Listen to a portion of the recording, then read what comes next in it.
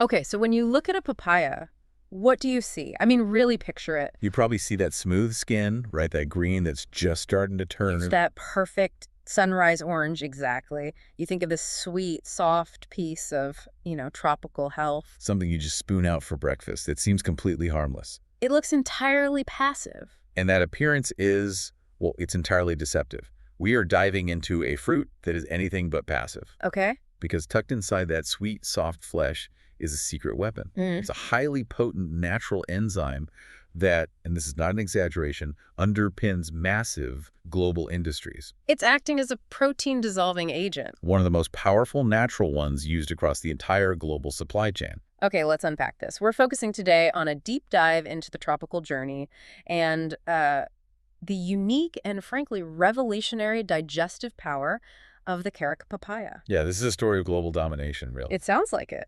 Our mission today is to understand how this remarkable plant, which has been affectionately described as the fruit of the angels, transitioned from being this, humble jungle staple in the Americas To becoming its massive global commodity. an economically crucial, indispensable global industrial commodity.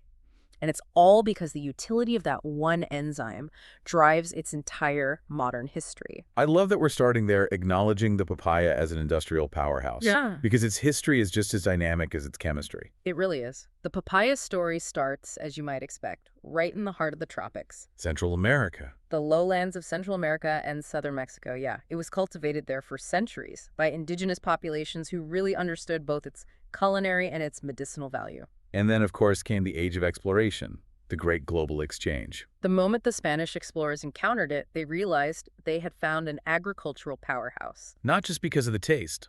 No, not just that. They were impressed by the sheer size of the fruit, of course, but, and this is the crucial part, by how quickly the plant grew and produced that fruit. Right, the speed. That's a huge logistical advantage. An immense one. That near-instant gratification meant they could prioritize its rapid spread across all the global trade routes.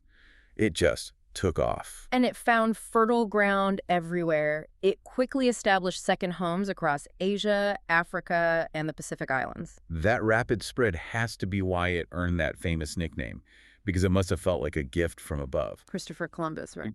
Reportedly, yes. Yeah. He called it the fruit of the angels. And you can just imagine arriving after a long sea voyage and encountering this huge, sweet, perfect fruit that was also so readily available. And it regenerates so quickly. Exactly. But this is where the botany explains that speed, and this part is genuinely surprising for something that yields such large fruit. It really is. Most people, myself included, would assume the papaya grows on a proper woody tree. Well, you'd be wrong. It's not a true tree at all. It's not. Nope. The papaya is actually categorized as a giant herbaceous plant. It doesn't have that secondary growth that creates the tough woody structures of, say, an oak tree or even a citrus tree. Wait, so herbaceous, we're talking about a plant that behaves essentially like a massive, fast-growing perennial herb. Shooting up sometimes 15 feet in a single year. And yet it yields fruit the size of a football. That feels like an evolutionary cheat code. It's precisely that. Botanically, it's more closely related to plants you would never expect, like a cabbage or sunflower. Cabbage or a sunflower, that's wild. It is. No energy is wasted on developing tough bark or woody resilience. All of its effort is dedicated to rapid vertical growth and massive fruit production. And that explains why the sources all say it grows so incredibly fast, producing fruit within the first year of planting. Yeah, often within 9 months. That fast turnaround isn't just a commercial advantage, it makes it an absolutely critical crop for food security in tropical zones worldwide. And that rapid growth structure is really just the delivery mechanism. Now we have to shift our focus inside and talk about the cargo. The real power. The real power. It's in the clear, milky latex, the sap, which is found most concentrated in the leaves, the skin, and most powerfully of all, in the unripe green fruit. That's where the enzyme is. So what exactly is the active chemical component in that milky latex? That is papain. It's a proteolytic enzyme. Okay, break that down. Proteolytic. Right, so instead of focusing on the word itself, let's focus on what it does. Papain acts like a highly efficient pair of biochemical scissors. I like that analogy. Its primary job is to target and cleave specific peptide bonds within protein chains. So the tough, long structures that make muscle fibers chewy or create structural material in the body. It just dismantles them. Rapidly and very, very efficiently. And traditional knowledge was all over this long before modern chemistry, right? They recognized this power just through observation. Oh, absolutely. Traditional cultures observed that consuming papaya eased digestive distress. Because it was essentially pre-digesting the tough proteins in their meal for them. Exactly. And they also harnessed that same power externally, using the fruit or the latex as medicine to treat deep wounds. Because the papain could chemically dissolve the dead, infected tissue, the necrosis? Without harming the surrounding healthy living tissue. That ability to distinguish and target specific proteins, that gives it incredible therapeutic value. And that versatility, the fact that every part of this plant is utilized, is really the key to its success. Before we even get to the industrial scale, we should probably mention the seeds. Right, the seeds, which most people just discard. They do. They're another whole layer of complexity. They're small, black, and they're encased in this sort of gelatinous sac. But when you chew them, they release this surprising, really pungent flavor. It's spicy and peppery, very distinct. Because of that unique profile, they are often dried, ground up, and used as a high-quality substitute for black pepper. So again, nothing is wasted on this incredibly efficient giant herb. Nothing at all. Okay, but let's zoom out to the factory floor. The moment papain's utility was isolated and understood. It stopped being just a fruit. Right, it became an economically crucial industrial commodity. The extraction process itself is standardized globally. Workers will actually go and score the skin of the unripe green fruit, letting that milky latex drip out. And that's collected. It's collected, filtered, and then dried into a fine white powder. That's called crude papain. And the global trade in just crude papain is measured in the hundreds of millions of dollars. And that crude papain is the global workhorse. So if we look at the most ubiquitous application meat tenderizing, how essential is papain to modern food processing? It is absolutely essential, both commercially and, historically.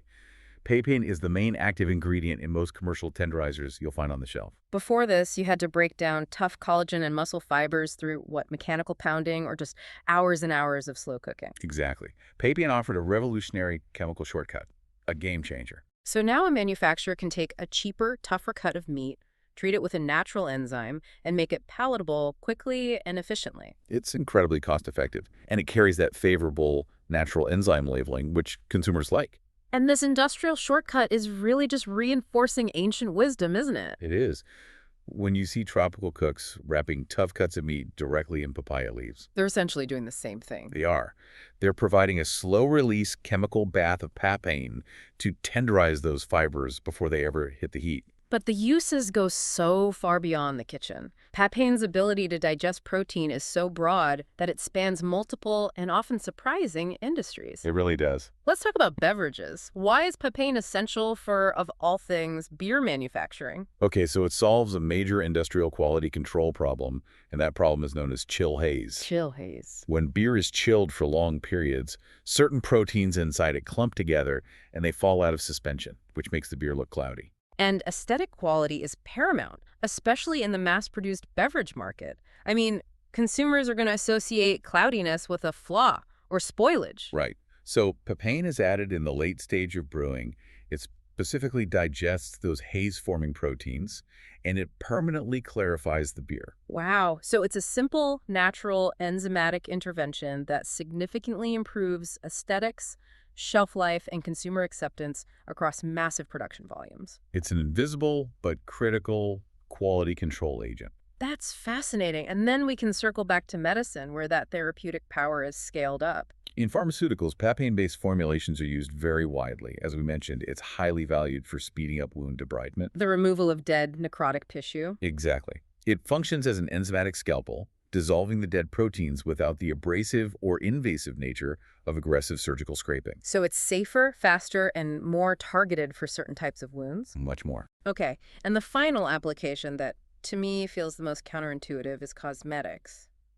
How does this industrial protein dissolver end up in beauty products? Well, it's the secret behind many popular enzymatic exfoliating masks and facial washes. Because skin is made of protein, keratin. It's largely keratin, which is a very tough protein. Mm. When you apply Papain topically, it gently digests the keratin proteins that are essentially gluing dead skin cells onto the surface. So it's chemical exfoliation. You get smoother skin without